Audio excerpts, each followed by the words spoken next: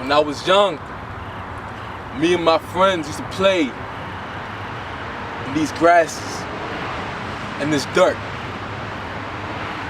It's a shame most of these friends didn't live past their 21st before they ended up back in that grass and this dirt.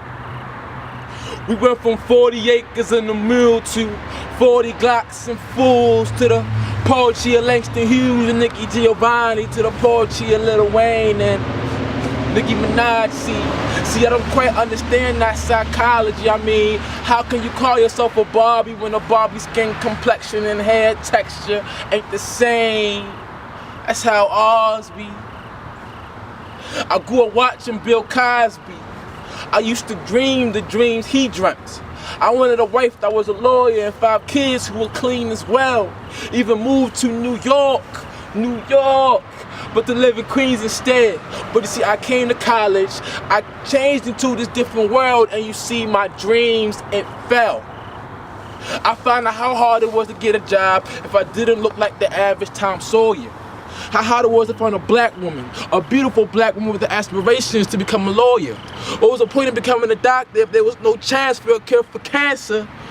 So you see, I came to college, I changed into a different world, and just like both of those shows, my dream was canceled. I mean, my dream was canceled. My dreams were canceled.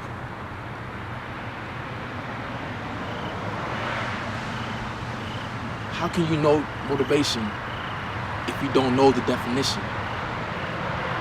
How can you see your future if you don't possess a vision? How can you aim for your dreams if you do not have the knowledge of precision? You see, one day, my brothers and sisters, change gonna come, but because of your ignorance, you might not be here to change with it.